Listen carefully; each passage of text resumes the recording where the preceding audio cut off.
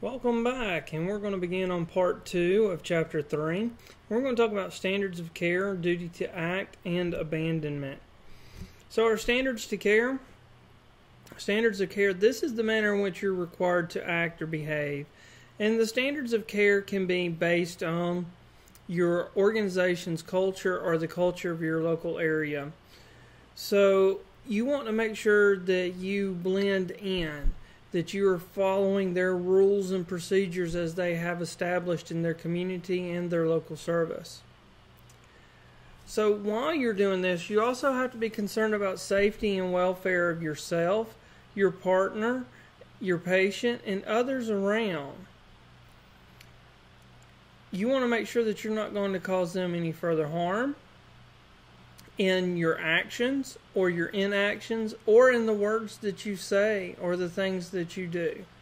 Because you can cause harm to a patient by just talking, by revealing information that shouldn't be revealed to the public, and so on, can cause harm to the patient. So our standards of care, we establish them by our published medical research that we find in our journal articles that have been peer-reviewed or refereed and have been proven to be effective. Local customs. This is how a person with the similar training and experience as you have would act under the same situation. And that's what you'll be kind of compared to if you were to ever have to go to court. And then there's the laws. There's statutes, ordinances, and case law and protocols and standing orders that will also govern your standard of care. And you need to be aware of all the above. It is not acceptable to say, I did not know.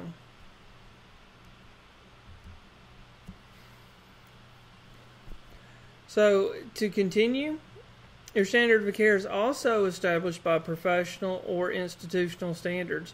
For example, the American Heart Association, they have CPR standards, they have ACLS standards, which is Advanced Cardiac Life Support, and PALS, Pediatric Advanced Life Support. The NREMT has PHTLS and EPC, and so on. So those are also standards of care that we are compared to as well.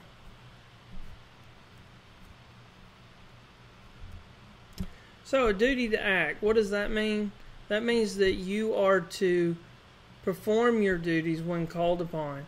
And generally, we are responsible to provide patient care when we're on duty at any time. So if you're on duty and at work, you are required to provide care. So a duty to act, this applies once you are summoned to respond to a call. And once you start treatment, you are required to follow through with that. The only thing is, if someone with equal care or equal level of licensure comes up, you can give that care over to them. So what you want to do is be familiar with your local policies, because some policies allow a paramedic to hand care over to an AEMT as long as that patient meets the criteria of an AEMT. So make sure you know your local policy procedures as well.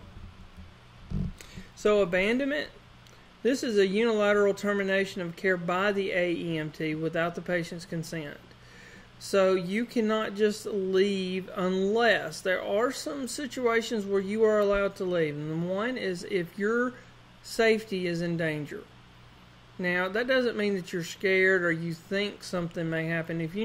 If someone comes up holding a gun, or if the patient pulls a gun or becomes violent, or someone enters the scene and becomes violent, or something like that, then you're allowed to leave the scene until it's made safe. That doesn't mean you can leave the scene, clock out, and go home. There's things you need to do. You need to notify dispatch to get law enforcement en route, get the fire department out there to help, and so on. You're not expected to put yourself in danger or to hurt yourself. So that's what we're talking about there, about making provisions for continuing care. So even though you've left the scene because it's unsafe, you're making the provisions to ensure that that scene becomes safe. So once care started, you have assumed a duty that must not stop until an equally competent person with equal or higher training assumes the responsibility.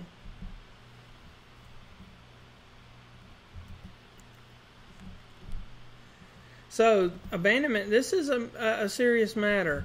I mean, you can get in a lot of trouble both legally and with your department, because if you just refuse or you walk away from taking care of a patient, that department is going to have to take action against you, because now you've put the department in a huge liability. Now the department can get sued, and you can be sued yourself if there was any harm committed due to this, if you are not legally obligated to leave. Now remember, your safety comes first.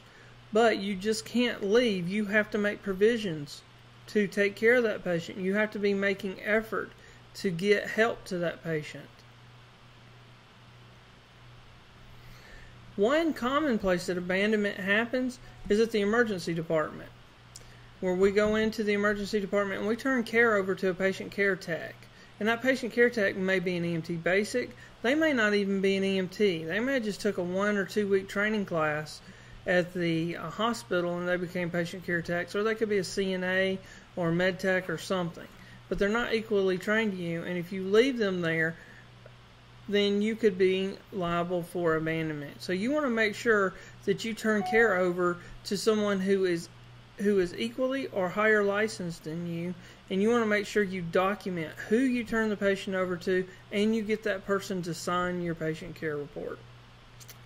So that concludes this section of Chapter 2. We'll be going into Part 3 next, which we'll talk about some things concerning negligence and Good Samaritan laws and assault and battery.